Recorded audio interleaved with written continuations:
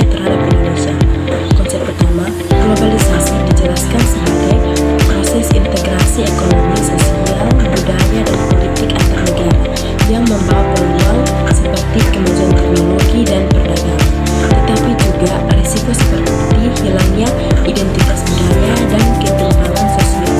Hubungan dengan Pancasila sebagai ideologi negara yang membantu Indonesia menghadapi globalisasi dengan menjaga keseimbangan antara kemajuan dan nilai-nilai luhur, misalnya sila kemanusiaan yang adil dan beradab, mendorong solidaritas global, sementara sila persatuan Indonesia menekankan keutuhan nasional di tengah arus global. Contoh dampak globalisasi seperti masuknya budaya asing, misalnya melalui media sosial seperti perdagangan bebas, seperti ASEAN Economic Community yang memerlukan Pancasila untuk memfilter pengaruh negatif. Yang kedua, Pancasila sebagai panduan dalam hubungan internasional. Konsep utama, bab ini menjelaskan bahwa Pancasila membentuk dasar diplomasi Indonesia seperti politik luar negeri bebas, aktif, yang tidak memihak blok manapun, tetapi mendorong perdamaian dunia.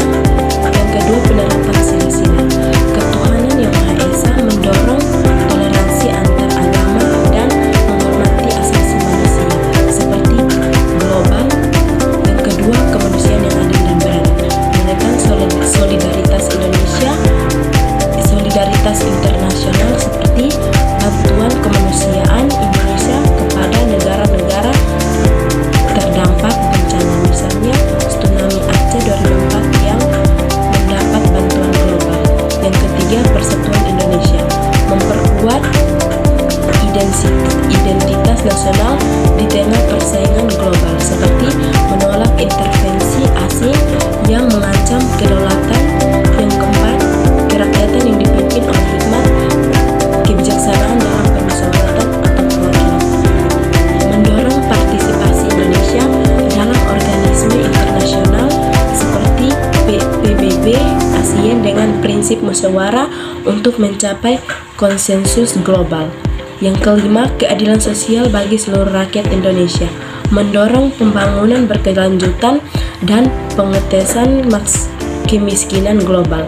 Contoh peran Indonesia dalam Konferensi Asia Afrika 1955 sebagai bentuk solidaritas antar negara berkembang atau kebijakan luar negeri yang menolak kolonisme modern. Yang ketiga, tantangan global dan peran Pancasila. Konsep utama, tantangan seperti terorisme, perubahan iklim, konflik antar negara, dan ketimpangan ekonomi global memerlukan pendekatan Pancasila untuk solusi yang berkeadilan. Strategi Pancasila menggunakan Pancasila sebagai filter etis, misalnya menantang ekanisme dengan sila ketuhanan dan kemanusiaan atau mengatasi perubahan iklim melalui kerjasama internasional yang adil. Yang keempat, implementasi Pancasila dalam kehidupan sehari-hari global. Konsep utama, bab ini mendorong siswa untuk menerapkan Pancasila dalam konteks kepribadian dan komunitas global, seperti melalui pendidikan, media, dan teknologi digital.